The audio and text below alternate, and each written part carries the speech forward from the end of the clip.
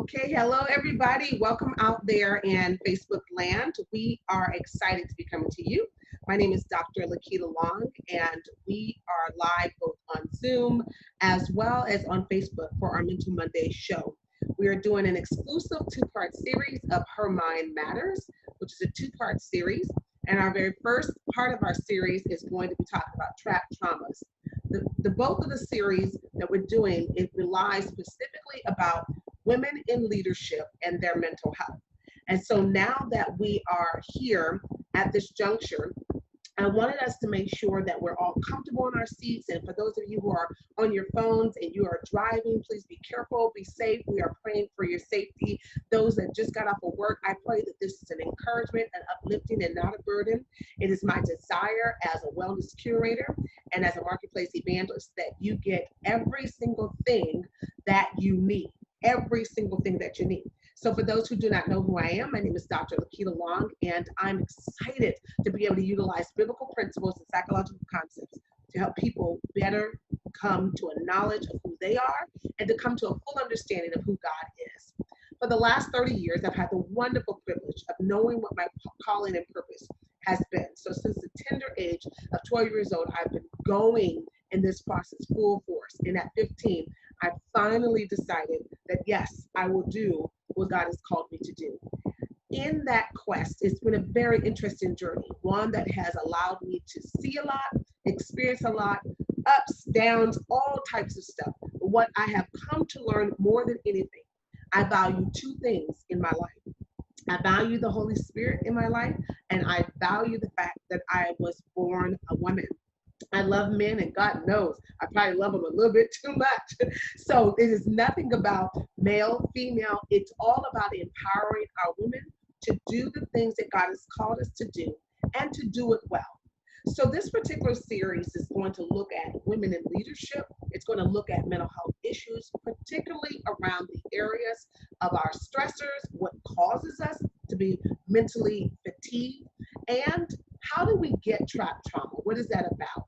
And so as we move forward in the process, I want you to consider, as a woman that's in leadership, the various aspects and the various doors that we allow to be open, whether through ignorance or neglect, just in our day-to-day operations about what's causing us to not be at our very best. So if you're watching, please share with somebody, do a watch party. I promise you that it will bless every aspect of who you are. So now that I've kind of given you that introduction, I want us to first to just be glad that we are here and that we are alive.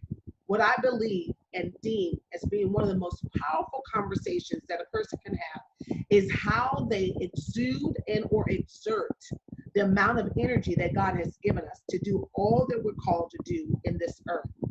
And particularly today, we're going to talk about women in leadership and their mental health. Many of you guys understand by way of statistics that women are disproportionately outnumbered in equity issues concerning leadership as it pertains to men.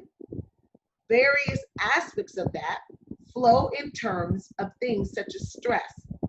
Everyone that's in leadership has a level of stress, but women have stress much more susceptible than their counterpart of men. Those stressors and those different types of things lead to depression, anxiety, nervous breakdown, obsessive compulsive, trauma-induced based leadership style, and the inability to actually think clear and moves you into what is called in psychology cognitive distortions. In various research and various articles, I thought it was very interesting that the earliest scholarly article that I saw and read that had any pertinence, and it was just a very short time of researching, was in 2010, which showed me that either leadership in women and in mental health and what causes mental health is either a big deal to where people can't get their hands on it, or it's not of importance at all. But or it's just not enough people that want to research it. I believe it's the latter. I think that it's so big and that it gets conglomerated and it gets mixed up with everything else, we can't see it, all right? My desire and objective today is four-part. I have four-part objective. My first objective is to encourage every woman leader to thrive where you are. We're going to talk about that. How do you really thrive where you are? Whether you are in secular leadership or spiritual leadership, I'm going to give you the key aspect of how you thrive, whether you're in either or. They work for both arenas. Number 2 objective, we're going to identify the various stressors that indeed lead to mental health issues. The various stressors, the precursors, the things that you and I ignore because we have inadvertently allowed it to be normalized behavior when it's been progressively eroding our health, both our physical and our mental health. So we're going to talk about the various stressors, all right? The third thing we're going to talk about in terms of our objective for today is we're going to talk about what is trapped trauma. The title itself, the thought itself says a whole lot. But when we start digging into what trapped trauma is, you're going to be amazed at why our bodies is not functioning at optimal level and why we don't have the level of clarity that we should. Super duper important. And the fourth objective that we're going to deal with on today is we're going to look at how do we create collaborative support in order to combat the conflict in the workplace. How do we create collaborative support in order to combat the things that are in the workplace? We understand that in business, there are many, many different business services, and there are many different sectors of business. Recently, I just did some research, and as recent as of April 2020, the information came back from Business Insiders that talked about the top 10 recession-proof business industries that people should be in. And I thought it was my business, and I thought that it was my desire to make sure I share with you what are those top 10 business services, business industries that you should be understanding. Many of you guys probably know it, just want to share. The first one is business services. And that's anything from being a person that has a post office box service or anything having to do helping people to copy or print or virtual type of administration. Those are the business services, okay? Number 2, the food and restaurant industry. Although there's been recently a variety of different orders in all the various states and things of that nature to shut down restaurants, we know by way of research as recent as April of this year that the restaurants that have been able to comply and do DoorDash or for pickup, they have seen an increase in their ability to maintain. Number 3, general retail. Now, how they're going to do it, many have been able to find a way to be able to do that. And general retail also includes your grocery stores and things of that nature. Number 4, we're talking about the various areas of business sectors that are recession proof that they have identified through a survey of more than 150,000 business owners and individuals. Number 4, the health and beauty and fitness industry. And I'm grateful about that because one of my brands and businesses is in that industry. It's called WellFit Now. WellFit Now provides a whole host of feeling well, looking well, and doing great while you do all the work. That's why we call that WellFit Now. Number 5, the automotive industry. Of course, no matter if we're driving a little or a lot, we're still going to need someone to check those brakes and things of that nature. Number 6, in-home care. In-home care is a business industry that is recession proof. There will always be somebody that needs to be taken care of. Number 7, technology, any form of technology. I've been sharing with people since we started this whole issue with us going into shelter in place. You should be learning a new skill. I learned several new skills during this time, and everyone should be learning new skills. So technology is necessary. Everything has moved to technology and will move to technology and stay there. Number 8, in-home cleaning and maintenance. So this is when you have your janitorial services to come in. If you have a residential facility or if you have a building that requires some level of interaction with people because of the increase of the COVID and all of the sanitation, the in-home cleaning and maintenance has skyrocketed. Absolutely. Number 9, believe it or not, travel and lodging. Because I thought to myself, well, why would that? you know, it's not really moving, but obviously it really is. The hotel industry is finding out different ways, your Airbnb, and they're just trying to do different types of things to allow people to still have some level of normalcy. But that was number 9. And number 10, sports and recreation. And actually, I came up with the thought today about how sports and recreation could definitely be an increase, and was talking to someone that hopefully will be able to be a business partner of mine on an idea that I have regarding sports and recreation. So I wanted to give you guys the top 10 that are recessive proof as recent as April 2020. Now, there's another sector of business arenas that you and I flow in. And this is also important that we should just know what this other sector and arena is.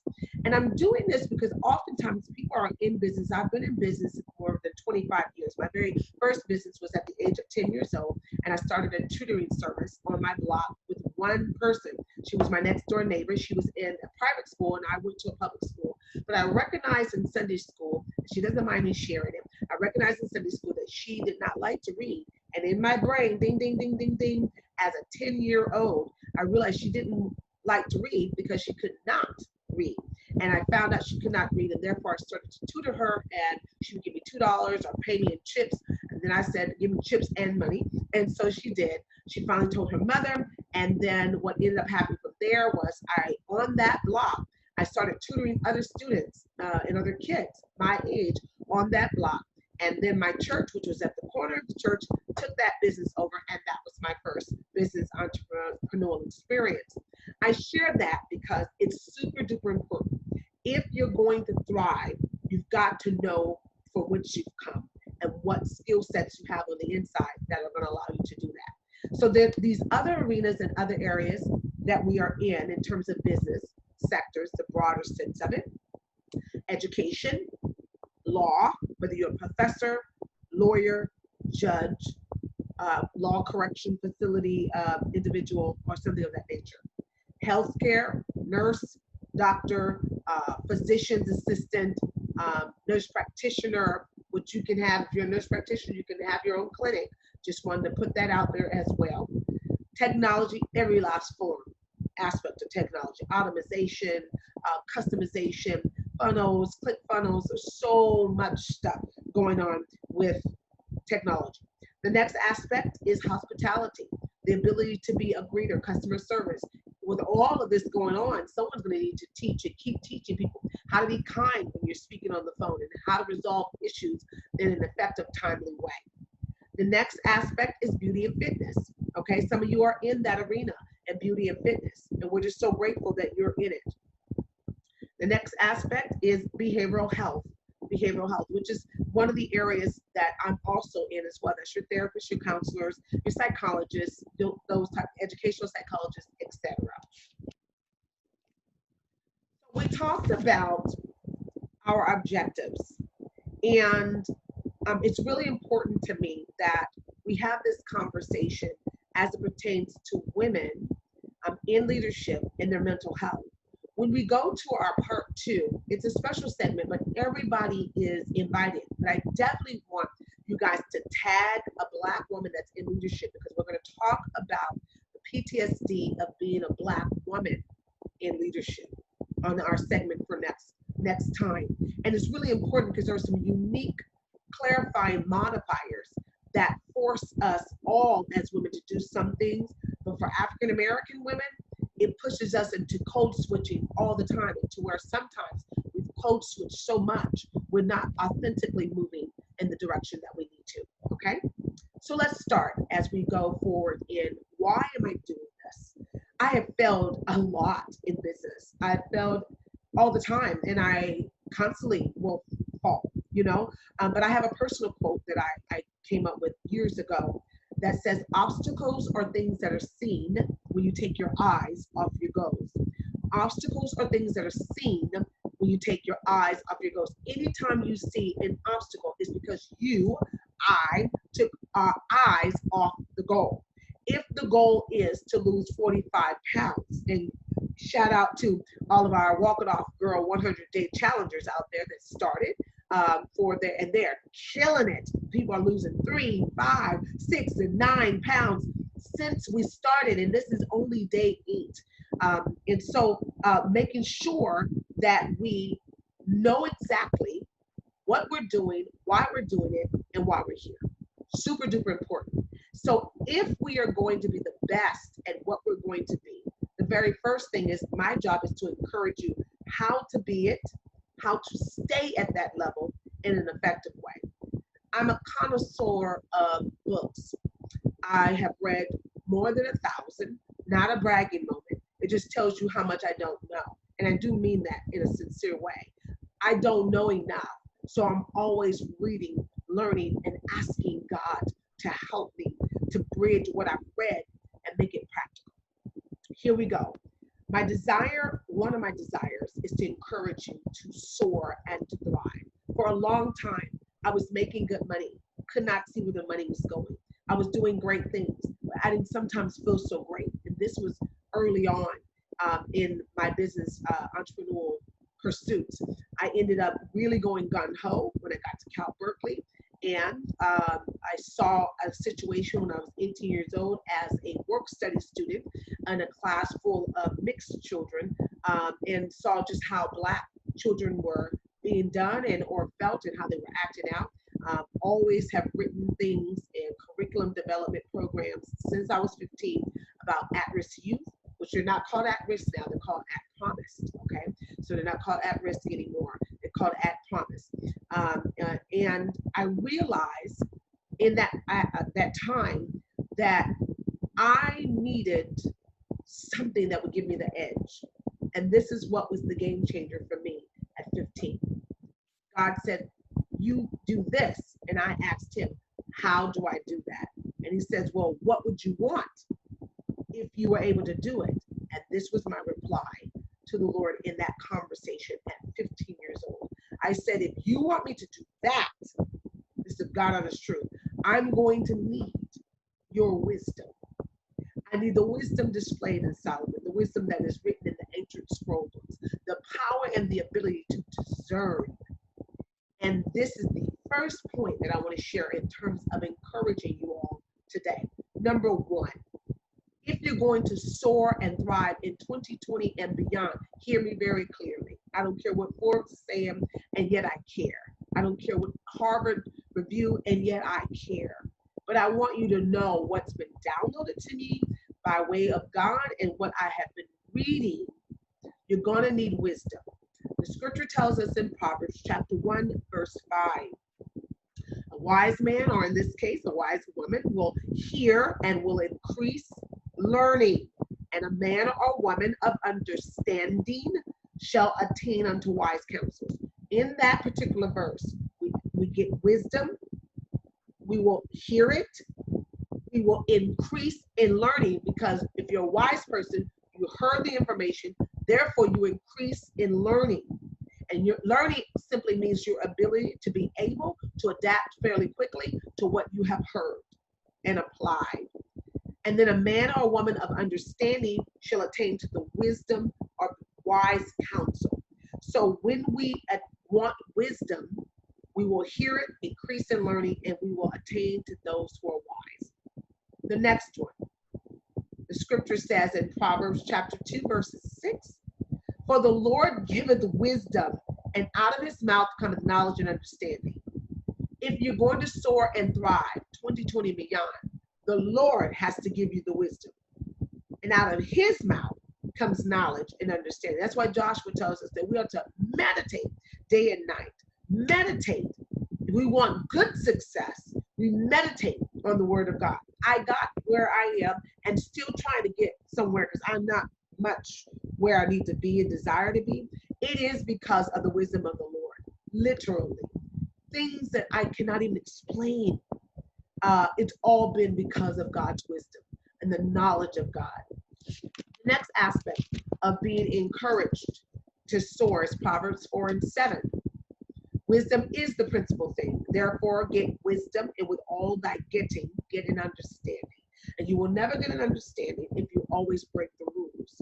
You cannot get an understanding if you're a rule breaker. if you're always breaking principles so that you feel better or feel comfortable. And sometimes culturally as Black people, not all Blacks, some Blacks, when we get into environments, we start to change the rules because we feel like we need to do that in order to acquiesce to the environment that we're in. But I'm telling you, don't change the rules. Get the wisdom, obtain the knowledge, and get an understanding of why you are where you are, because we're not supposed to be somewhere forever. We're always somewhere just passing through, sojourning through the town, the city, the job. The last one I want to share with you is James 1 and 5. It says, if any of you lack wisdom, let him ask of God that giveth to all men or women liberally and upbraideth not, and it shall be given. We understand according to Ecclesiastes chapter 3, there is nothing new under the sun. There's a time and a purpose for everything in the heavens, and there's a reason for why everything is set. You being a woman, you being a leader, and you being in 2020 is all by God's design. The fact that you're still here and others have passed on is also by God's design. I'm just here to encourage you how to be a leader and a woman, as a woman, and to be much more successful without utilizing extra flesh stuff and tactics and competition and things of that nature. And this is why. So if you ask yourself, did she hit the objective of trying to encourage us? My encouragement is for you to understand the wisdom of a thing, get the knowledge of a thing, increase in your learning. We should ever be learning. Yes, I know that many learn a lot, but never come to the knowledge of truth.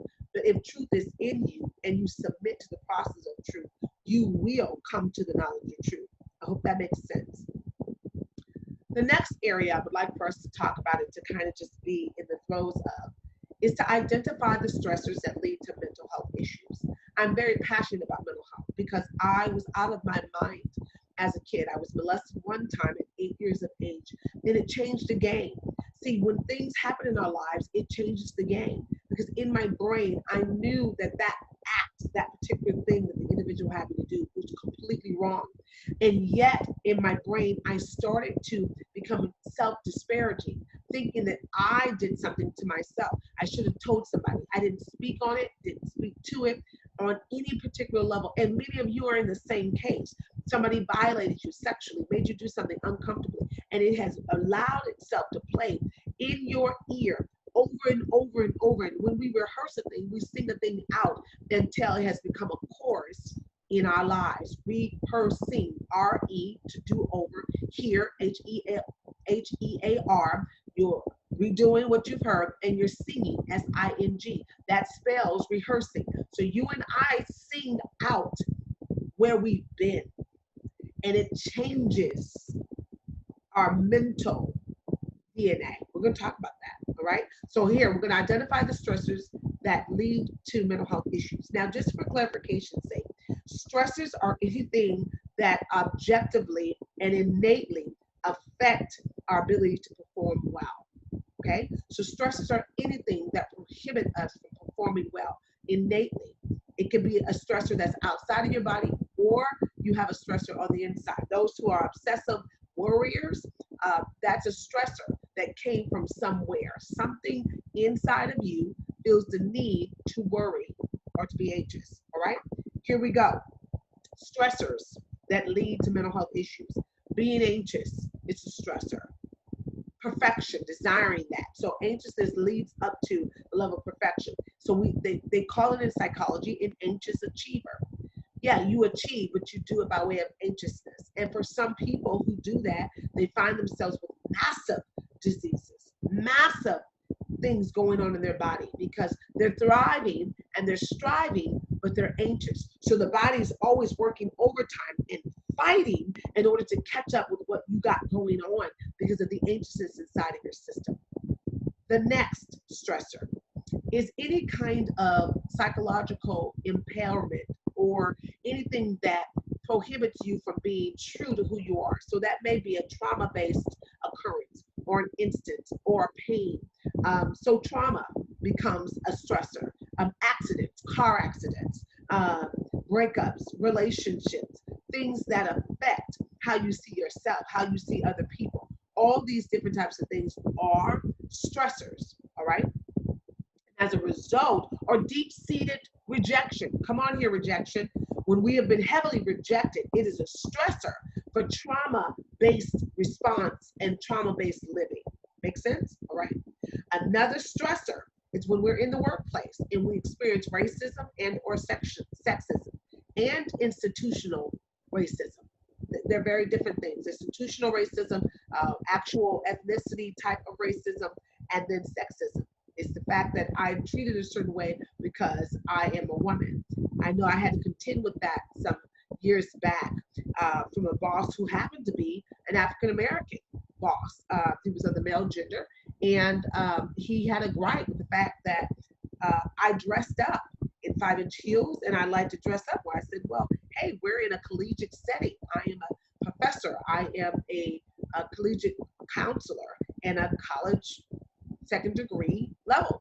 And but it was so much for him, and didn't realize until Holy Spirit revealed to me his life and background, and then it was confirmed through a resource about some things. And so I understand that whole sexism and wasn't sure what they had to do. Institutional racism, where they blockade you from moving forward, even though you have the goods, potential, education as anybody else.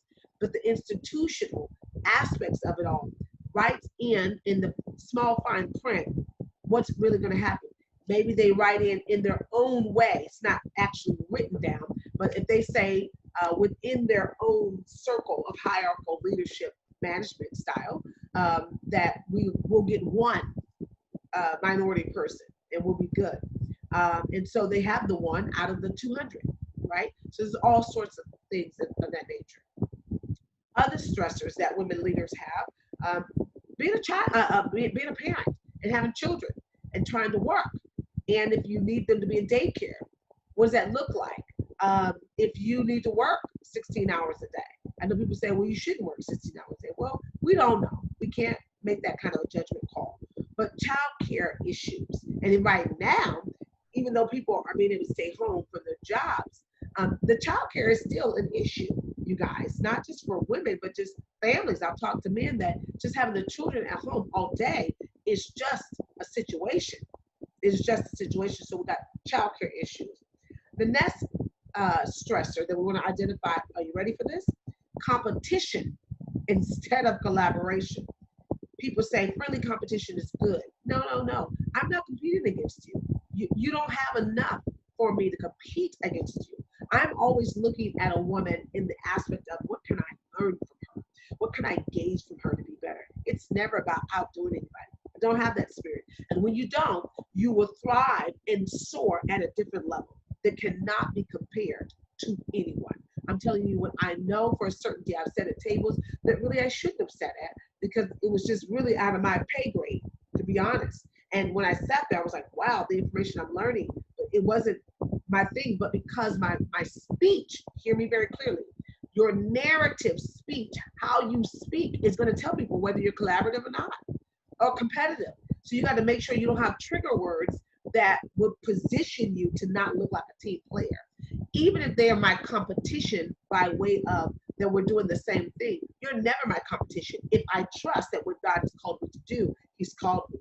He's perfected me. He's ordained me. And there is enough money, enough stuff to do in a world full of 8 billion people, right? And because it's important to identify these things, the last thing I'll say as it pertains to the identifying of the stressors is the reason why I'm bringing it up because 41 million people suffer with anxiety, 41 million. And right after that is depression. And then obsessive compulsive, we just, everything's got to be neat and you got to wash your hands 1,000 times and all kinds of stuff. Histrionic. And one that we do not talk about, that I want us to talk about, and that is cognitive distortions. Yeesh. This is when you and I move in a black or white, all or nothing mindset. That's a dangerous mindset. It's one thing to be firm as a woman leader. It's another to be black or white, so black or white that you cannot see the other stuff because sometimes you can't see until you see it in the gray. Sometimes you'll see the actual white when it's gray. You'll be able to say, oh, I need to do that for that. But if you're all white or black, you're in trouble.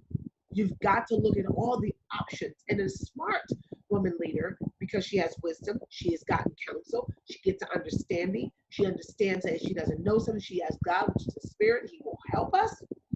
You are not so quick to have an all or nothing mindset or attitude. Understood? All right. So, going to our next thing. What is trap trauma? What is it? So, let's just this is my favorite topic. So, let's just talk for just a few moments, because I only have a few moments for us to discuss this whole aspect of trap trauma. But I need to get you guys to this point. So trauma is a deeply distressing and or disturbing experience that leaves you sort of wailing emotionally, physically, and psychologically. The Latin word of trauma is actually indicative of what is called wound or an injury. It was way back in like 1419 where they started to look at trauma in the Latin, because I love the etymology and the study of words, where we start looking at that trauma is a wound, it's an injury. It's the thing that deeply afflicts and or causes a disturbance in someone. When we have mental health issues, people don't like to believe it, but it does cause a traumatic experience to happen, right? It causes some things to take place in our lives. Trap trauma, though, is really important.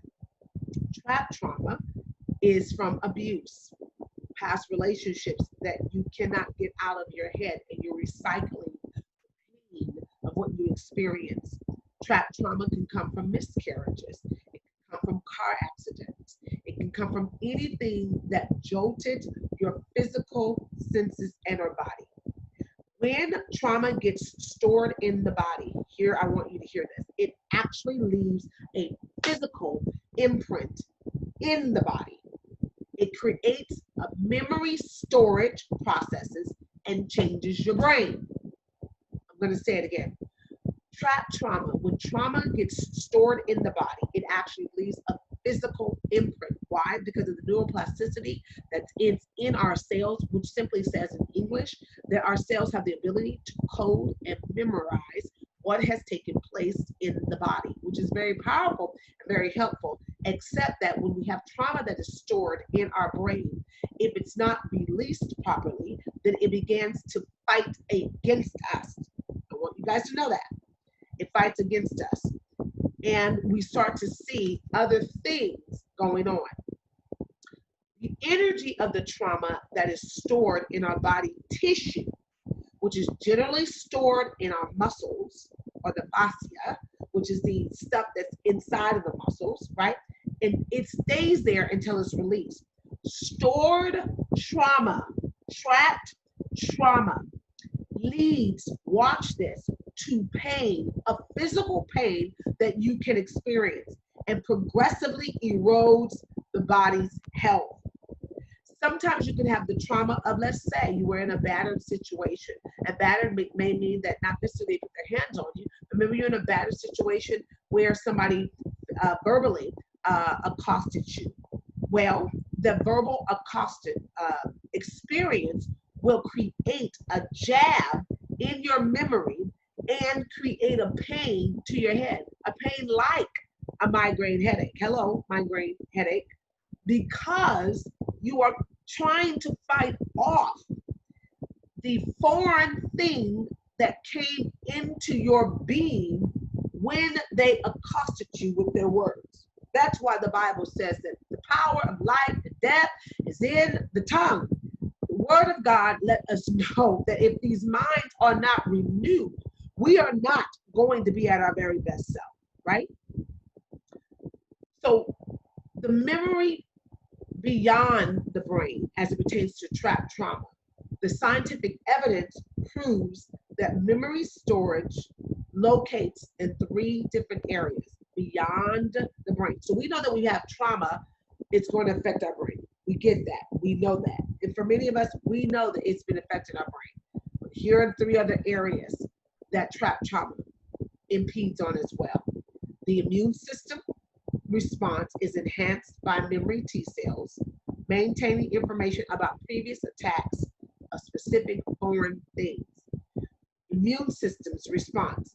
The way that the immune system responds. So if your immune system shuts down all of a sudden, you can guarantee something is fighting inside of you not to have a certain type of memory or to encode that into your cells. Number two, we're talking about memory that goes beyond the brain. Muscle memory improves the ability for us to be able to maximize ourselves even under extreme pressure.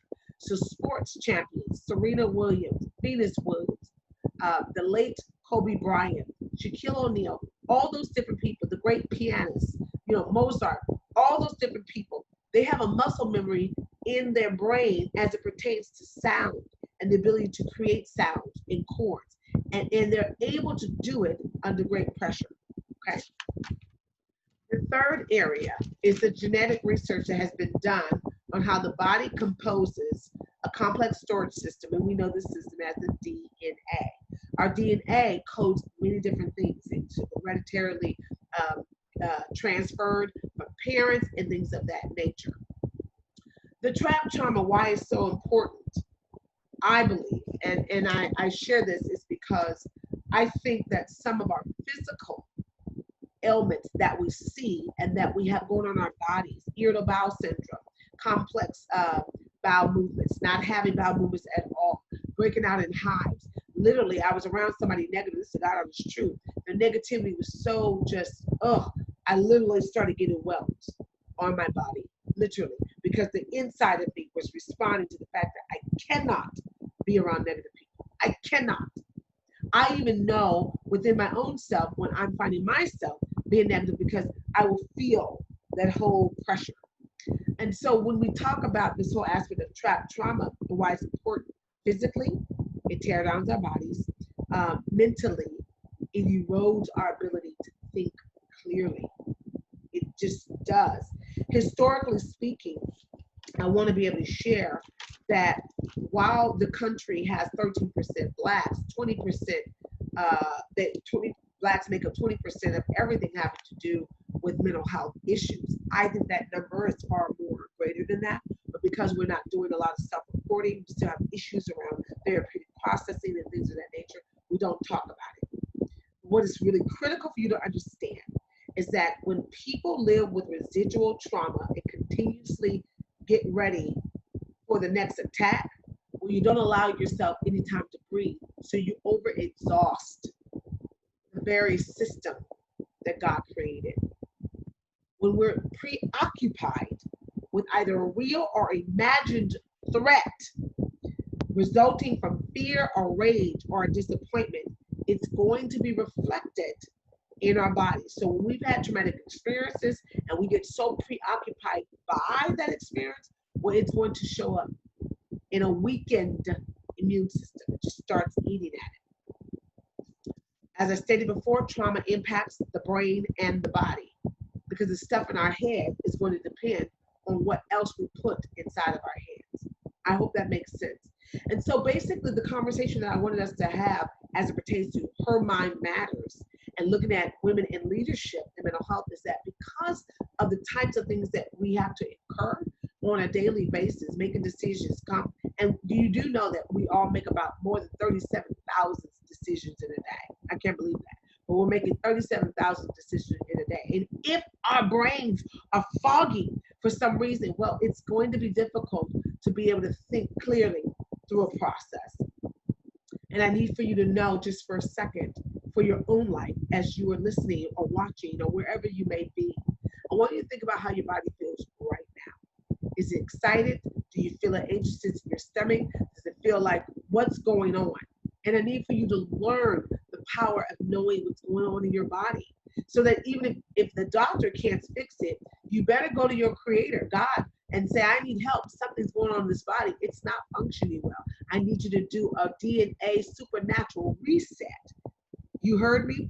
DNA supernatural reset, blood order supernatural reset that only God can do. And it starts with the renewing of our mind through the word of God. The latter part that I just would like to share, that's really important to me, is the fourth area, I believe, of our objective for today. which is to talk about the collaborative ways to be able to combat workplace conflict. So I'm going to give you 4 different things, and then I'm going to elaborate just for a moment. I think that we live in a time that we better get really accustomed to connecting with people that we don't know. This is why the Holy Spirit is important for those of you who are faith believers and believers of God, to have the Holy Spirit working operationally in your life. There will be some people that you will need to get information from that may not even be a believer. You're going to need to discern what you should take and what you should not.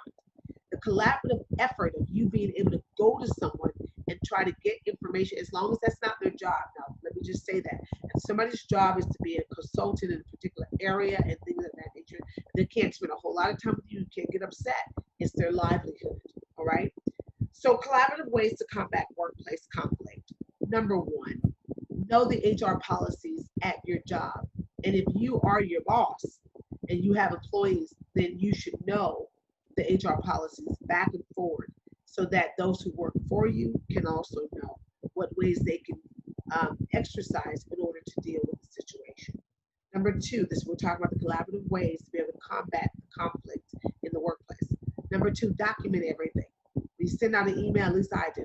I'm always sending out a CC to my email. I don't care if it's 10,000 emails. I need a record for my own self of what's been what. All right. Number 3, get honest about where you are. Make decisions about where you need to go. Everything starts with our yes, and everything ends with our no. I want you to think about that for a moment. Everything that you and I are in, it starts with a yes, and it will end with a no if that's the lot that you want to. Or you can just decide, hey, I want yeses in my life, so that's what I'm going to do. The 4th one, please collaborate with other women leaders. You heard me say, not just women, especially women leaders, collaborate with other women leaders. They have an understanding about moving in leadership that just someone who's not in leadership would not understand. There are different complexities and issues in the leadership that is so very specific to being a leader that we just have to make sure we pay attention to what that looks like. I just wanted to give you those 4 ways to combat workplace conflict because I want us to take a really good hard look at our mental health issues. I know when I started doing this mental health stuff even 30 years ago, which I started as a youth employment specialist working for the state of California and sworn in as the youngest state employee even till this day. One of my jobs was always to bring people to the foreknowledge of who God was. So inside of the workshop trainings that I would do for those who were trying to obtain work in the community that we use, is I made sure that people had an understanding of who they were. I am convinced, and maybe it's just me, we are having a little bit of difficulty around leading because we picked up the wrong notion, narrative, and or the wrong story about how to lead. Jesus has been the greatest model for me in terms of how to get out of sticky situations. And the Word of God has really shown me it's always better to be direct, even when you can't fully be understood. It's best to speak to people than create third-party executions and assassination about things that people did, right? It's better that you go to someone if you have an issue, a problem, a situation, rather than create other fires by alienating that person because you wouldn't talk to so many people. That's not any form of great leadership, and yet it is happening to so many women for whatever reason. I want us to also consider that we women are not exempt from what we should and should not do. We're not exempt. And so it's super duper important that you are mastered the craft that you're in. Some of our situations is occurring because we've not mastered what we're trying to lead from and to lead people to. You gotta be a people's person, not a people pleaser, but a people person. That simply means loving someone enough to point out their flaws, not make it personal, but also to create an empowerment environment as women leaders to where they can thrive and soar and not have a bad negative experience in their hearts, but much more have a great experience because you have drawn them to that space. I really hope that makes sense because it's really powerful. As I began to just kind of wind down just for a moment in talking about her mind matters, it came up for me that your mind indeed matters. But woman, leader, sister girl, we cannot leave 80 pounds overweight. I don't care what you're saying. It just is not going to work. We'll give out of gas because of the extra weight, or we will cause some kind of internal pressure on our organs and systems where we cannot do all that we're called to do. And I want to encourage us to get the weight off. I'm getting the weight off even more, even more. So definitely get the weight off. Super duper important. Number two, understand how your body traps the trauma. What it actually does to your body is important. So I told you I woke up if I'm in a situation that's traumatic. If I know that someone just rejected me, I've got a lot better. I don't get hurt anymore. I used to be like, oh my God, and this, that, and the other. But I've learned that every person has a way that they think. Every last person, as we do. We have a way that you and I think. My desire today is to get you to think outside of the realm of what you have used and decide right now. I'm not going to be a rejected soul. I'm not an abused person. I will not accept uh, what I've been producing just because I can and no one's around me physically pushing me as it pertains to a particular idea or thing that you're working on. I cannot make excuses because after a while, your excuse is really procrastination, and that procrastination really starts to look like bouts of depression. Okay, super duper important that as a woman leader, master that craft, and you go down that list of making sure that you are collaboratively working and not creating sections of um, competition where it just creates an atmosphere that's unhealthy and unwholesome for anyone to be in. Lastly, what I want to share is you got to be true to you. We're living in the last of the last days, just what I believe, what I've been reading in the Word, and so many things have been revealed. I think it's really important that we understand where we put our time and our energy and what's feeding us back. Super duper important. What is feeding us back? How do we get the energy to finish a project? And a lot of it, are you ready for it, women in leadership? A lot of it depends on our mindset. Dr. Carol Dweck, DWECK, is a social psychologist, I believe, and she studied at Stanford and did a research project uh, in Stanford as it pertains to fixed mindset and a growth mindset. You have a fixed mindset or a growth mindset. And lots of leaders have a fixed mindset when it comes to their own personal stuff, but have an absolute growth mindset when it comes to them just picking it up or doing something. Okay. So, in the recap, fixed and growth, as women, I want to go back and just encourage you. You're thriving and you're soaring. It's going to be based on the wisdom that you obtain. Why is this really important? Because many of us are getting a lot of information. But I'm sorry to say, we are not putting that information into practice. So it becomes null and void. Don't tell me that you know how to get the weight off or how to get another high paying job if you won't even apply for the job. It doesn't make sense. Or how to do whatever it is and we don't see the effort. Effort is absolutely necessary for next level living, for next level living. And so I just want to come on here to share and to hopefully inspire and to incite each of you guys what that looks like and what it is going to look like and how we're going to move forward in it so that we don't develop mental health issues, depression, anxiety, obsessive compulsive disorder, washing our hands constantly, histrionic, or even worse, borderline personality. And many people starting to have that diagnosis. It's not something that will take you out, but if you submit to the process of what makes one narcissistic, makes one on borderline personality, then we will see the unraveling of that situation. I really hope that that makes sense.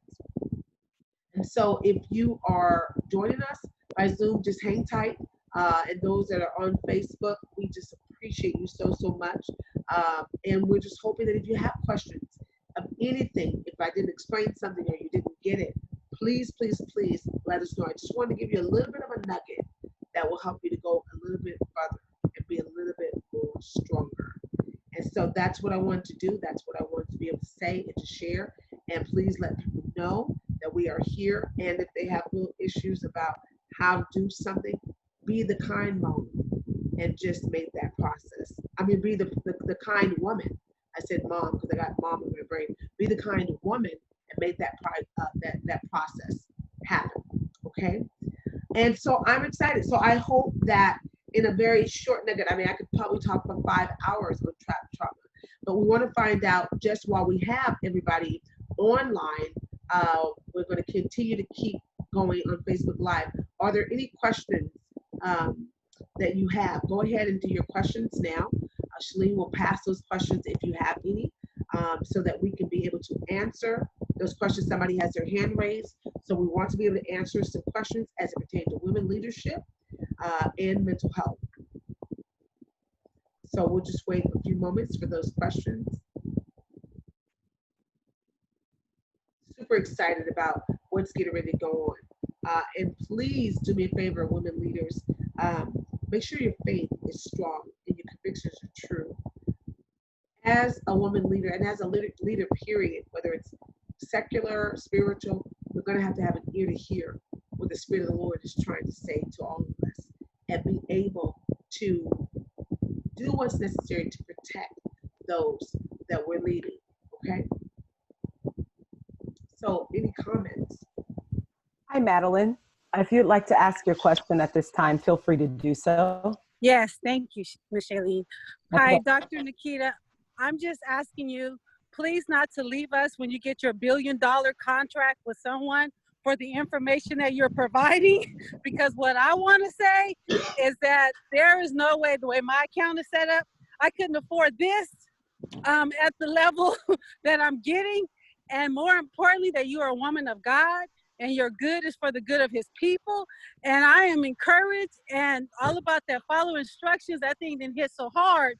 It's ridiculous. So what I said to my own self as I'm doing my walk and listening, what I'm saying to myself is when she say, go watch party, I'm going to watch party because I know my friends on my page, they need to hear it. And their accounts are set up kind of like mine. They can't afford this for the hourly rate. So I want to thank you. I thank God for you. I pray for you that you will continue on. And thank you for being obedient to what God has called of you to do. Thanks so much for sharing, Madeline. Thank you so, so much. Who else? Thank you so, so much. Hi, Brenda. We'd love to hear your question at this time.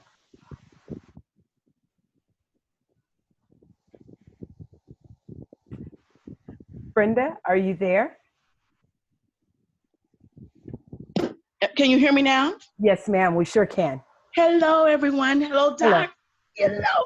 I just love you and all of the information that you share with us. Like the sister said before, we can't even afford, or we begin to think that we can afford all of the information and knowledge that you just drop on us, and you do it with such a loving and caring heart, and we thank you for that.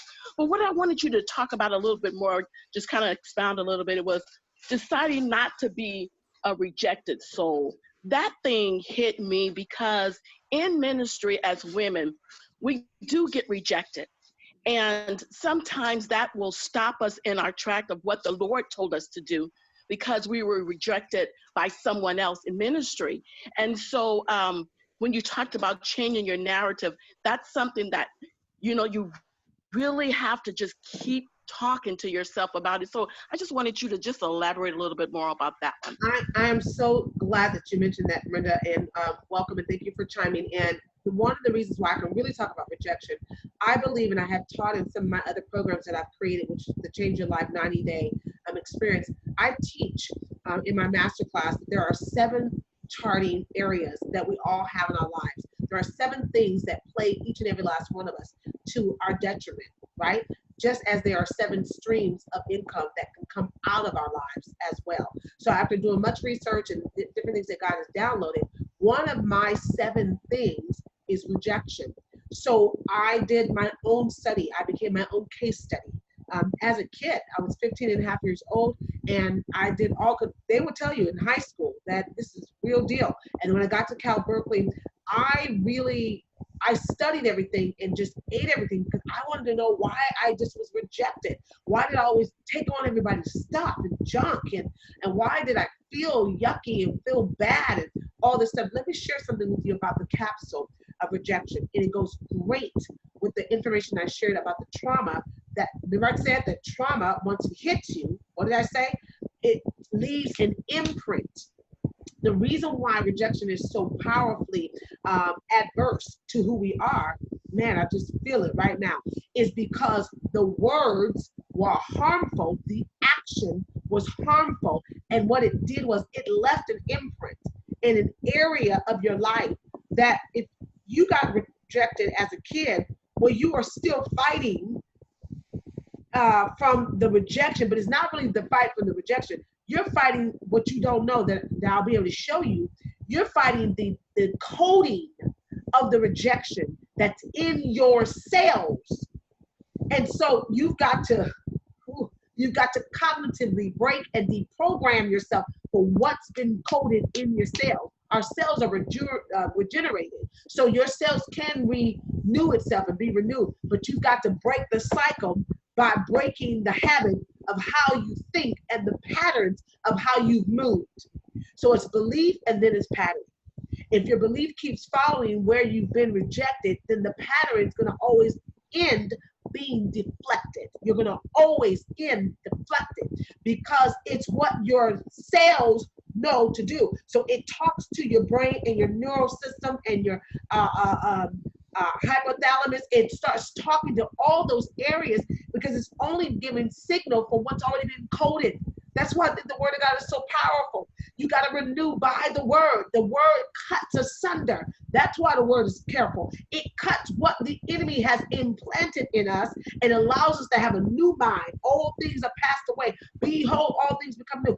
I think sometimes to myself, how in the world can I think when I used to not be able to even think clearly every single day? And today I got a mind that can think because God's word cut at the root. People say the root, but it's a DNA thing that's attracted to that. So I hope that makes sense. That makes sense. So rejection. And so because rejection is personal, rejection is also attached to a spiritual. Never forget it. We understand that. We saw that in the story of David. Go back and you can read it in 1 Samuel. Start looking around about 14th chapter. But if you understand about David, then we start looking in the book of Psalms. He had major issues from his household. And those issues from his household kind of carried over into his kingship. Even though he was a man after God's own heart, he had various issues from his household. His brothers didn't respect him and they rejected him. Why did we know that? Because when Samuel had asked his father, Jesse, where do you have all your sons? He said, yeah, with all the sons. He said, well, there's no oil that's pouring out. There's no king that's appearing. There's nobody that's got the favored anointing that God wants to use. And then he said, are you sure there's no more sons? Oh, yeah, there's one more. That by itself was rejection, and it plagued him. Oh, there's one more boy. He's just, and this is the father talking. He's just a shepherd boy. He tends to the sheep. He go gets their dung. So we know he suffered rejection. When he went up to the battle and his father told him, David, go and take this food to your brothers. And he went up and the brother reached out and said, hey, why are you here? You just trying to show off. Go back and look with the chapter 1 Samuel 16. The brother specifically says between verses 8 through 12, you trying to show off. So you already know there's been something else going on in the household. And we know this because the Bible says that David was a skillful player. So anytime you have something that gives God glory and helps somebody else to see God's glory, you'll be rejected and hated. But grace be unto God. What man tried to do, God will turn it around and work it for your good. So it worked for David and it'll work for us. Absolutely. Thank you, Doc. Yes, at this time, Chandra Netta, I believe it is. You have a question, and then we have a few questions that I'll give you from Facebook Doc. Thank you so much, Dr. Lakita. You know, it's just priceless. I heard my cousin Madeline, and I echo everything that's been said. And I just appreciate you so, so much. I love you dearly. I have a couple people that I invited to this. And when we talk about, you know, you've talked about so much. How do we go about bringing in the accountability piece in there somewhere? Do we have 1, 2, 3 accountability? I mean, can you talk a little bit about the accountability? Because once we get off of here, you know, so much resonates with us, but we have to hold ourselves accountable. And that's where I'm at is, you know, it's been a beautiful collaborative last several days. I've collaborated with some other amazing women on Saturday. I was on a Women Elevating Women collaboration. So can you speak on, help us with the accountability piece? So accountability is everything. And the word accountability actually means to account for the abilities of what you say that you're good at. Okay. So when we account and for the abilities that we say that we're good at, one thing that's really, really important, you cannot have accountability with people who are not integral. It just won't work. So really, really important that people that you get accountability need to be people that follow through. Listen, you can't get accountability for people that cancel out their own stuff and make excuses before they get started. Anybody that tells me they're going to try, you know, and I always have to reframe my own thinking. If you tell me you're going to try, there's a good choice that you're not going to try hard enough, because trying makes us to know you're going to put in an excuse in there, and an excuse is just a well planned out lie. It's the thing that allows you to get out of something before you get started. So the accountability has to come from an integral place. Accountability with people, even from this situation. So, for example, one of the things that I have and that I love, and I was just talking with our team members. I have team members, and they're just fabulous. They were just letting me know that the downloadable stuff is available that we have, that you guys can have.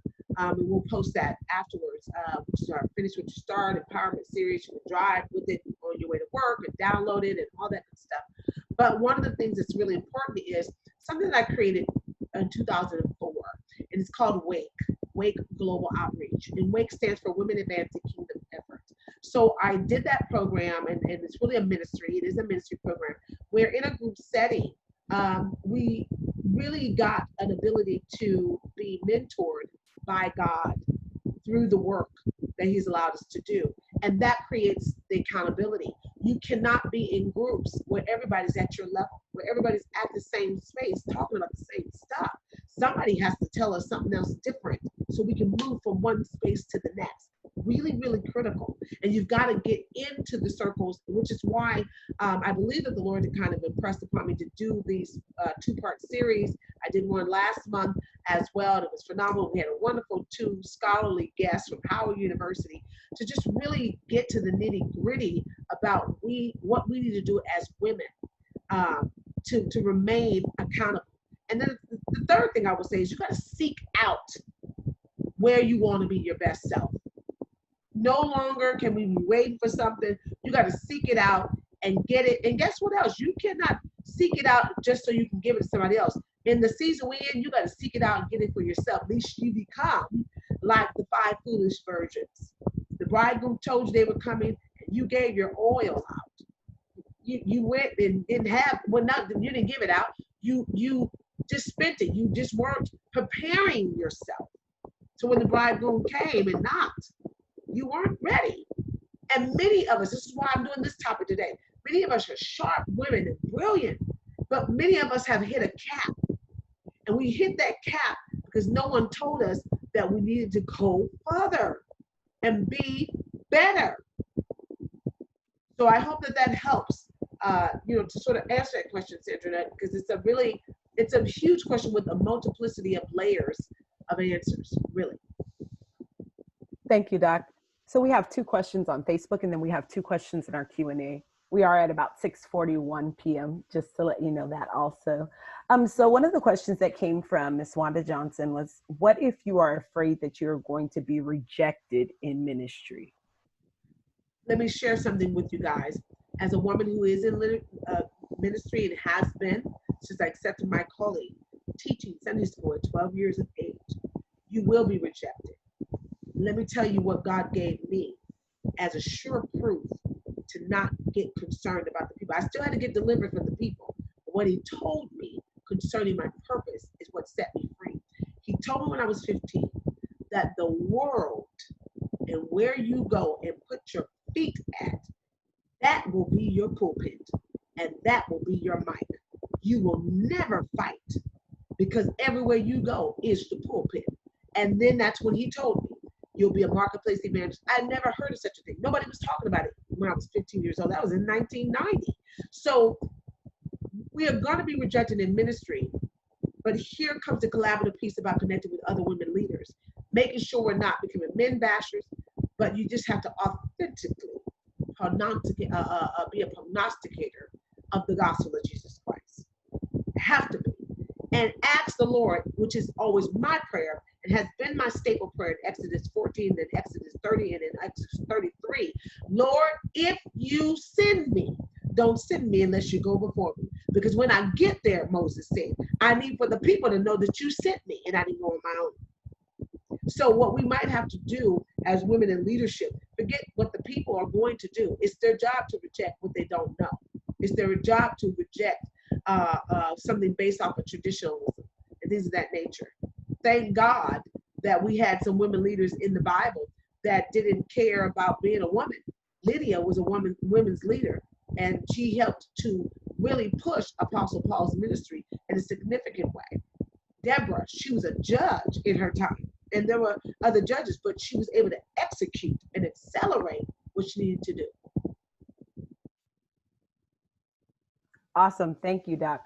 Okay. And I believe the answer to this is that you mentioned two types of mindsets. And I believe that you said fixed and growth, correct? Yes. Or was it fixed and broken? Okay. So fixed and growth, that should answer Miss Morgan Van Hook's questions. All right. We have two more Q&A questions here on our Zoom call.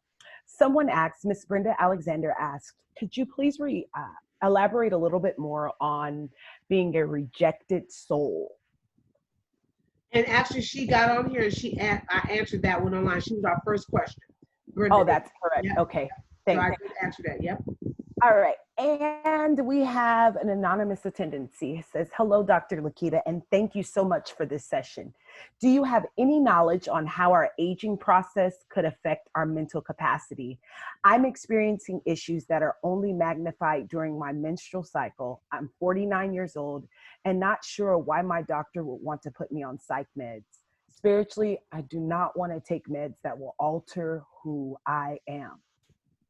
So here's a couple of answers. First of all, because we're women, we've got all kinds of hormonal changes that are just going to happen. What I'm learning and finding out is that the pH balance in our bodies can get off because of having the wrong kind of balance emotionally and spiritual. If our spiritual frequency is not lined up to our emotionality, then what happens is we become cognitive dissonant. We become very split in our ability to think clearly. Now, one of the things I think that we all need to do, which I'm so grateful for being able to do the Walking Off Girl program, which I created some time ago around behavioral mindset modification. We need to reset our minds and our bodies. And you reset it by the natural things that needs to help to heal it. So that means you need to build up your immune system. You need to detox to where you have detox enough to where if you're 40 pounds overweight, then guess what? 20 pounds of it is actual waste. And as it pertains to your doctor wanting to give you psych meds, well, either they believe that there's some psychological issue going on, and I don't know what that may be, or you've shown signs and symptoms, or that may be what the psychotropic area, pharmaceutical area believes will help you. What I always say, let the meds be your absolute last resort. There are so many ways that this brain that God has called us can really change and really be reprogrammed, I just would really start to become serious about your life even more than what you are, because I'm sure you are, and really lay out what is not working for me right now. Some of our thinking has gotten us way off and has always been there, but no one has challenged it as being wrong. And so it's just important, reset your body. Also, you got to do activities with your brain, puzzles. Though you got to read. Every last one of us, leaders are readers. If there's a leader that's trying to lead me and he or she don't read, they can't be a leader of me because it's going to be conflict. I read, so you need to read too. You need to read so I can get more information to apply, be my very best self. Absolutely. What we want to take a moment to say thank you once again to Dr. Long for Her Mind Matters, Part 1, Trapped Trauma. It was a wonderful conversation. Thanks to all those that joined us on Facebook Live. I believe we're going to continue a little bit of conversation here on our Zoom call. Doc, it's back in your hands. We're super excited. Thank you guys so much in Facebook Land. I love you guys, and you guys know that you guys have supported me. You continue to support me. I just feel a real urgency in my spirit to prophetically sort of speak to what God is sort of showing me. And if I can just go for just a second to kind of tell you what is to come. I can't unfold and unveil everything at this moment because it's really not for Facebook Land. This is why I'm doing the Zoom thing. Some things we shouldn't put on Facebook, not so that we don't know, but you don't need to cast your pearls before swine, and we don't need to give the strategies that God is trying to give for kingdom people, for non-kingdom people. Super duper important. But I will share this to the entirety of everyone, that you understand. There is a mental health crisis crash that is getting ready to occur. It's already started.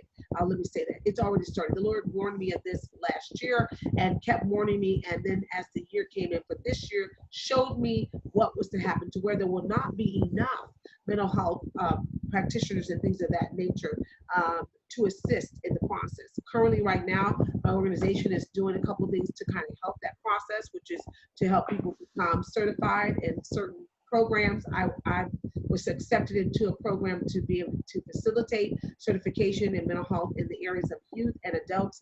And so I'll be taking that week-long virtual program. I think it's next week or the week after next, so that I can be able to train people who are lay people without a license. You're not going to diagnose them. You're not going to tell people what they are, but you are going to be able to be a first responder and help people, if that makes any sense. So really, really important prophetically to watch your mind, watch what you're bringing on, watch what you're saying, watch what you're doing, and don't keep rehearsing things that physically change your mental space and your physical space, okay? So with that in mind, I just want to thank you guys so much. To my Facebook folks, I love you guys so much. I appreciate what you guys are doing. Just by click, click, click, and letting us know. In just a few hours, there will be a downloadable opportunity for you to purchase something so that it will help you to finish what you start. And that oftentimes is something that leads to mental health, because we keep starting stuff and never finishing. So there will be a downloadable project that you'll be able to do and to have. And for that, we're super duper grateful and super happy. So right now, we're going to say goodbye to our Facebook land, and we love you so much, and thank you for chiming in.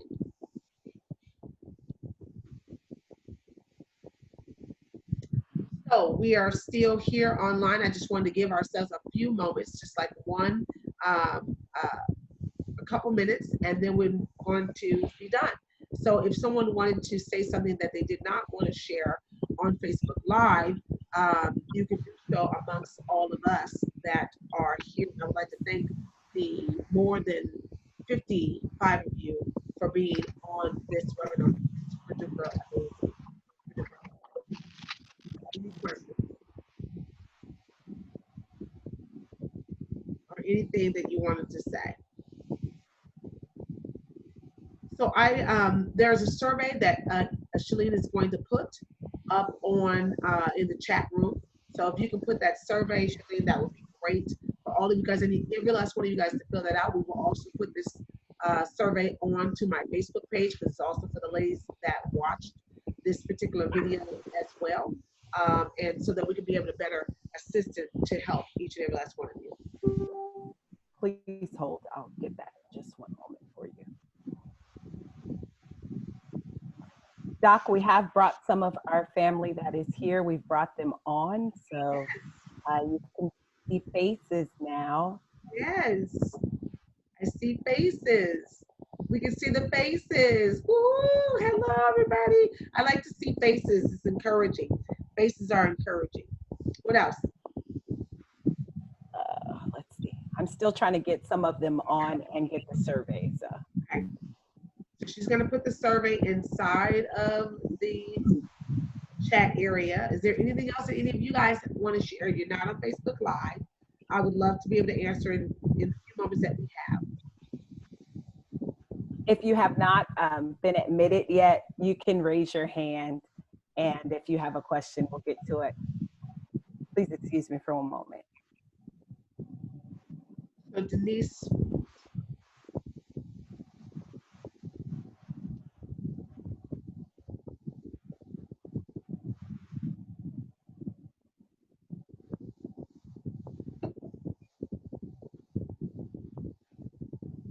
She on? Got her hand raised.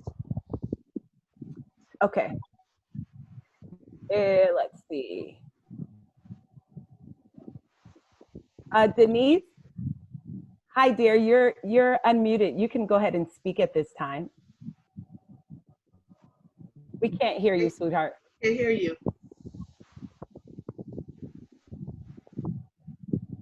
Still can't hear you. Okay. We'll come back to you, Denise. Latanya Jackson, you had your hand raised, honey? I'm trying to start my video. I don't know what happened, but I just wanted to thank Dr. Lakita. This video has been awesome, very enlightening, very helpful. I struggle with being a person that has a lot of self-doubt, and also people always seem to look up to me as a leader, so I know I have leadership in me. So this video was very helpful, so I just want to say thank you. You're very, very welcome. And I'd like to ask a question if you don't mind. Yes. One of the things about harboring self-doubt has a lot to do with two words also. I just wanted to throw it out there so at least you can begin to process it. The two words are shame and guilt. Shame and guilt. So either someone made you feel shamed or you're holding on to some level of guilt. And so when we have those two things compounding against those that, it makes it very difficult for us to be confident. So do you have any shame or any guilt about anything that you've done or something that someone has said or projected? I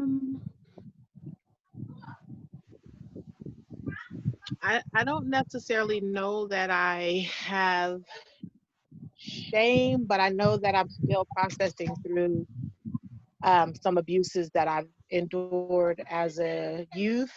And I've noticed now that I have my own daughters that they've come up a lot for me. So I've been struggling a lot more lately. I thought that I had processed and moved past it, but I know that because of how protective of my own daughters I am, that I still hurt from it. And so I asked that because it's one of the things that we have that's inside of us is the unconscious, the subconscious that sits there, and that subconscious, unconscious thought process is always roaming until we get to the root of the thing. So if you had some type of abuse or whatever, and you went on and utilized the abuse to become a stronger person, stronger woman, that's one area. But the other piece that Black women tend to not do well with is really get the healing from the memory of the pain of it all. So we'll go to the area of overprotecting or just covering because we don't want it to happen, but we never deal with the fact that we keep replaying it in our heads and it is still happening in our heads. So I just want you to kind of think about that and what ways can you start amending the narrative story in your own head. All right. Miss Denise, are you ready, my love? You got it? I'm trying again. I hope I you can can hear you. Yep, I can hear you. Okay, can you still hear me? I can hear you, love. Okay, so mine is sort of two-part. I do deal with a lot of trauma, and I've never heard the term trauma before, but it really did hit home. My trauma comes from witnessing my daughter have seizures and holding my mom when she had a stroke. She was in my arms, and also rejection from divorce. So now it's like, if I'm around negative people or stressful situations, my face gets numb and my arms get numb and my legs tingle. So I'm just working through that with a lot of prayer. Yes, So I'm I want you to glad to work. hear about this. I want you to work through that, but those signs and symptoms, and I'm no medical doctor, but you want to be careful. Signs and symptoms of stroke and heart attack. You guys won't be on that call, but 100+ women will be joining me tomorrow or Wednesday, talking about the sick mindset and 8 diseases that impact women, but disproportionately impact Black women. And heart stuff is one of them because we just hold everything in and we don't even realize it until our entire systems is fighting to try to stop. You're overworking me. Stop. Believe in yourself. Put me back into motion. That's what it's doing. That's what it's doing. And there's a way that you can get back into that space. There's definitely a way for you to do that. There's just some processes and some stuff for you to work through. But I so appreciate you for sharing in your comment and your statement. Very appreciative. Yes. Mercy, you have your hand raised. I'd love to bring you on at this time. Mercy,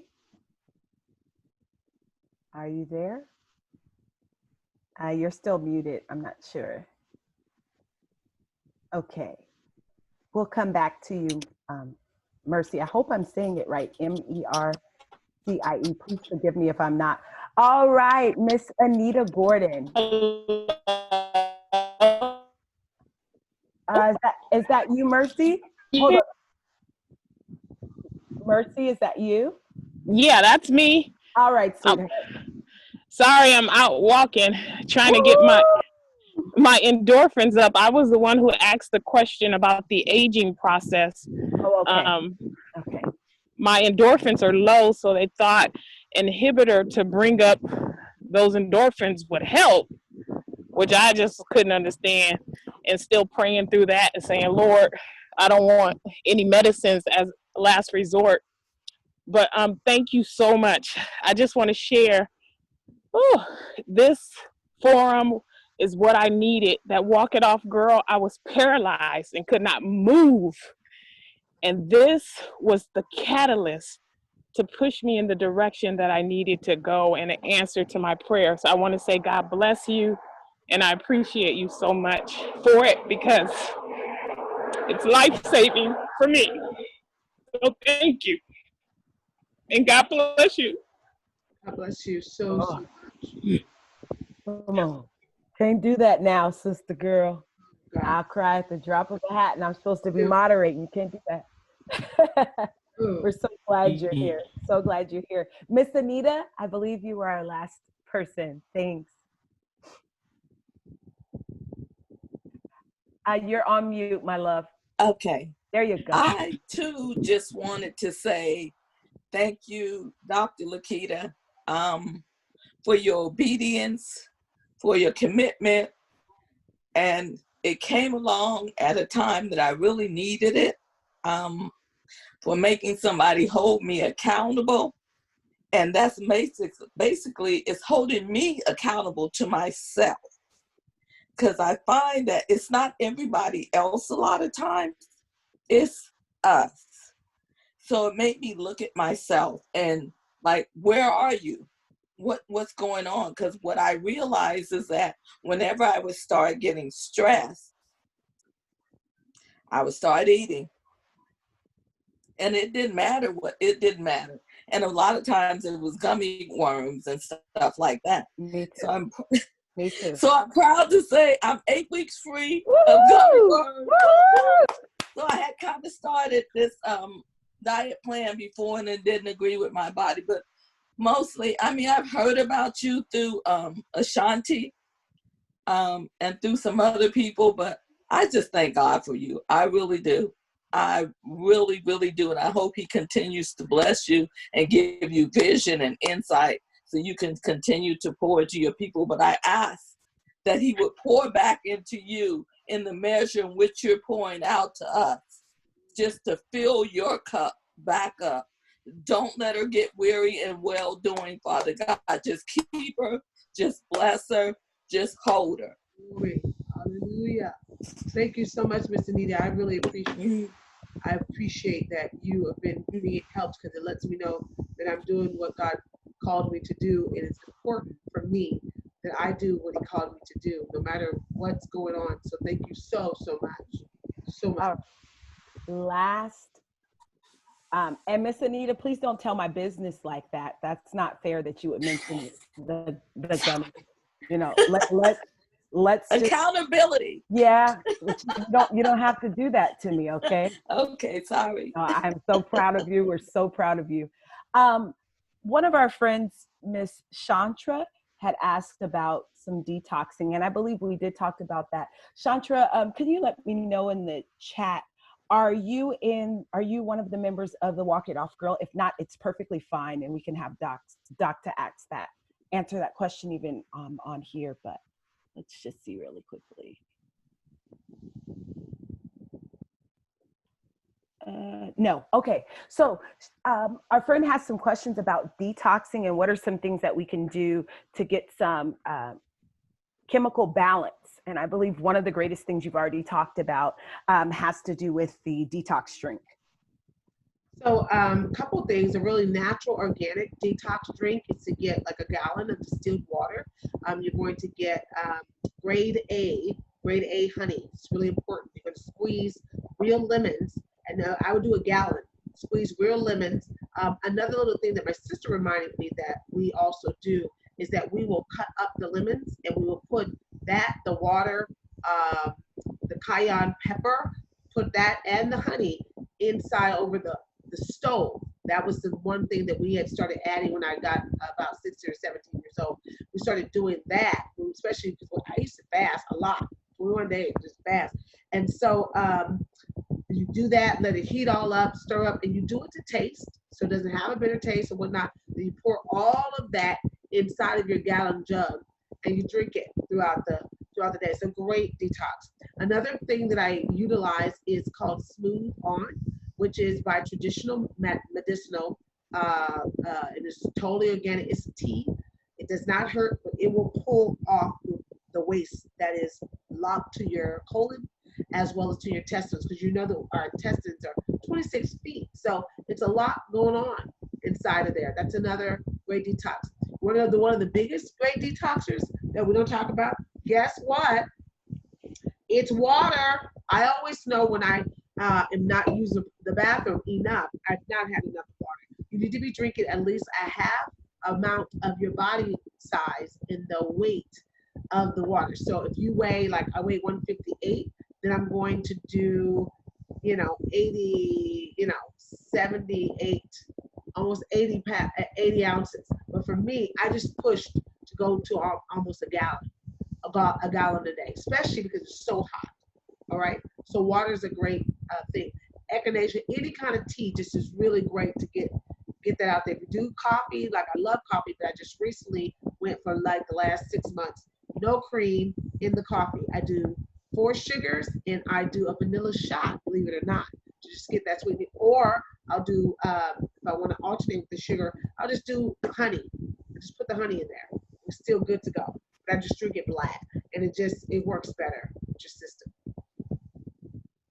All right, Demetria, I see your hand up, my dear. Oh, and you flashed a really good smile. Smile again, smile again. I don't even know where to start. It's all my life, I feel like I've always had like visions that I was meant to do more and be more and have more. And even somebody prophesied and said that I will never need or want. But I always hit this block. I get all these ideas and these ministries, and I just get this block. I'm hoping, and I really believe that I'm trying, sorry. Okay. This challenge is gonna help me. It is. To finish. Not just where to start. Because I met you, I've seen you a couple of times. I met you, and it's just, I don't know why I can't get past. I feel like a fly when you're stuck in the jar, and I just can't hit the top. I don't know. I'm going to share something with you, and I thank you for being so vulnerable and so open. As you were talking, Doc, you're frozen. Glory to God. Is it back up? You're back, Doc. So while you were talking, Holy Spirit had just kind of gave me something else, and this is something that I always share with people, and I believe it. We cannot be our best without someone, if we're too short to get the top off of the cup so we can get out. Somebody else has to turn the top so we can climb out. I firmly believe, which is why I think it's all God to bring to fruition. I've had the Walk It Up Girl since 2009, the Wake since 2004, and have had great, success with it. Why it's all coming back now? We lack great mentors and leaders. And to me, until someone can speak that life in you, spirit to spirit, it just is a hard space. I'm here because I have mentors in my life that, I'll give a prime example. I had one mentor that just told me in 2016, you should save $100 a week. And I was like, save? Okay. I was like, okay, I can do that. It was the hardest thing. I did not say I would save, but then I ended up spending what I saved. So I never could get it, and I didn't understand. And they just kept speaking it and talking about it and why. And then all of a sudden, it came to me. And here was the turning point that I want to share with you. I said within myself, and everybody that's ever got a wholeness, even in the Bible says that the woman was on with the issue of blood. The Bible says she came and thought to herself, if I can but touch the hem of his garment. We've got to come to ourselves. You've got to want to get unstuck more than having the story that you've been stuck. And I wanted the story that I saved some money. So I started saving my money and being very integral with my money and mismanaging the money. And then out of that desire to watch where the money was going, because I spent it on purpose stuff, and there's nothing wrong with that. But when I started doing that, then God started to entrust me more, and then I was able to hear more from my mentors about how to move forward and how to do things. So I want to encourage you to keep being around people who can speak to it because they've been through it. You can't be around somebody who themselves are also stuck. That's really, really critical. Really, really critical. And so definitely want to connect with you because you have that accessibility to me in the Walk It Up Girl program. Yeah. Absolutely beautiful.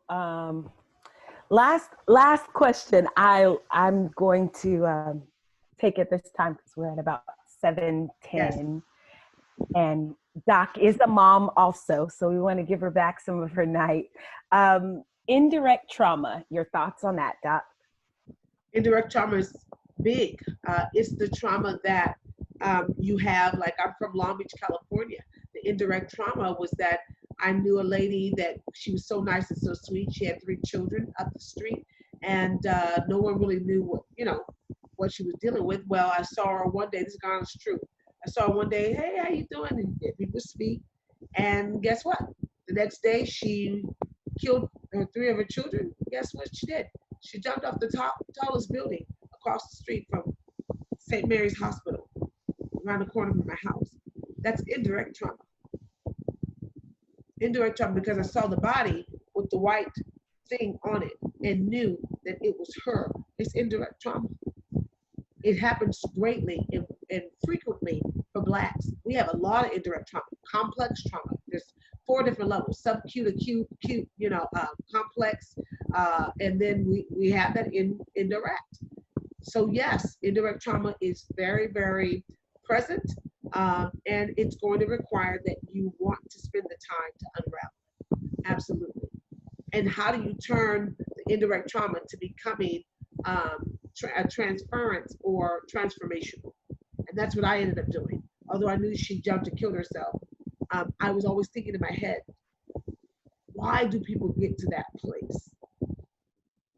I was very depressed growing up as a kid, and we do suicidal things, but I was always afraid to die. I would run away. I wanted to see if my family was gonna, and I would only run away around the corner. I was going to see if my family would come after me, because I wanted to see, do they love me, right? These are the things, these are the games that the enemy lets you play in your head to get you to a dark place. And then when nobody came in to find me, I would say, nobody loves me, everybody hates me. Then you start feeling rejected until you can take yourself in a dark place that you can't get yourself out of. It's called the point of no return. And there's a line that God taught me about when I was 15 years old. You better tell people, don't keep crossing that line, because you'll go over that line and you won't come back. You won't come back.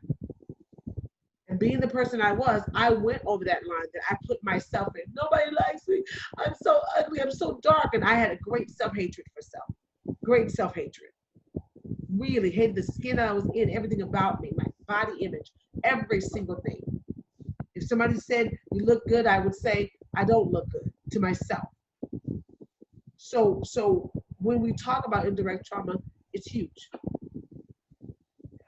All right, Doc. Well, we have about 4 things to say as we close out. First of all, Miss Joy Nichols said that there was a training that you mentioned, and she's a probation officer. And so she is interested in one of the trainings that you did mention in the course of our dialogue tonight. So we'll kind of figure out which one that is and get the information to her. So thanks for that. Also, I know there's some other persons that had questions and you weren't able to get them in. Please feel free to get those questions to Doc on Facebook via Instant Messenger, or what is an email address that they could send those questions to you? Absolutely. They can send the email to Lakita at lakitalong.org. Lakita at lakitalong.org. Okay. All right. I'm going to do something, and I'm not going to look at her face because I would get in trouble. So that's just the privileges that I take in this moment. Doc is such a blessing to all of us, and she does so much day in and day out for us. She would never ask this of herself, and that's just the truth. But should you want to be a blessing to her tonight, please feel free to do so. Her Cash App has been put through the chat a few times, but it is the $ Lakita D Long. So please feel free to do that. I've been asked to repost the survey. We'll do that also. That is the other second most important thing for us to do, is to fill out that survey. Why? Because this allows her to be able to collect different data that is needed to continue these programs and to find the resources to fuel these programs that God has given her in such a beautiful way. Lastly, let's all just kind of do a wave of the hands as we see Miss Madeline Turner. She's out there getting it in tonight. She is out there walking, and we are so proud of you, and we're here pushing you on. For all of those that are part of the Walk It Off Girl Challenge, keep pushing forward. Keep looking at those instructions. Let's get it together, Demetria. We're all gonna get it together. One day you'll know my story. You'll know if I can get through it, you will get through it too. All right, so if there is nothing else, we're gonna turn it into the hands of Doc one more time to go ahead and pray us out. Thank you, Shalene. I love and appreciate you so much. Thank you to all the ladies that are out there. We will keep this posting. Well, what we did that was on Facebook Live will be on there, and then it will also be on our YouTube channel. If you haven't subscribed there, go there. We have a wonderful YouTube channel that's getting subscription. We just got over the 100 mark, just in a couple of days. That's pretty cool. Super excited. So definitely share. I do want to close this out in prayer because it's so important that when you get new information, that God seals the information, that the enemy doesn't steal it, and that you don't feel complexed or you're overburdened by what God reveals. Anytime God reveals something, it's because he wants us to know something so we can become better at doing and being something. So we're just going to pray, and we're going to just thank God for it. So Father, you're so good and you're so kind. And because your spirit is great and you are just a refresher, you are a refresher to mankind. I thank you for being a light inside of us. I ask that you would minister to every woman that was on this call in Zoom way or even in Facebook land. I pray that you will begin to minister, unravel, dethrone, dismantle everything that would try to incite, interrupt, and or bring about an intervention that's not of God concerning plans and purposes that you have already orchestrated from the beginning of the foundation of the earth. I pray right now that the power of the Spirit of Jesus Christ that's inside of me, and that the one thing that Jesus Christ was able to be done to was that God raised him up again, that even right now that God would raise each and every last one of us up, everything dead, bring it to alive. We speak to every dry thing, every immutable thing, every dormant thing, that it would come alive by the power of the Holy Spirit. We can do nothing without you, because in you we live, we move, we have our being, and because of that we can knock on the door. You said you were the door, so we come directly to the source. Jesus, you're the door, so we're knocking, asking, seeking, and we shall get, we shall receive, and we shall continue to have, because you are good to us, and we bless your name in Jesus' mighty name. Amen and amen. Amen. Amen. Thank you so much. Super excited. Sorry Love for the you guys. difficulty with the thing. So bye. Bye. Love you Have guys. a blessed evening, everyone. You too. Bye bye. Good night. Gotta go Thank walk you. now. Gotta go get my Me too. steps in. Right. I still got 3,000.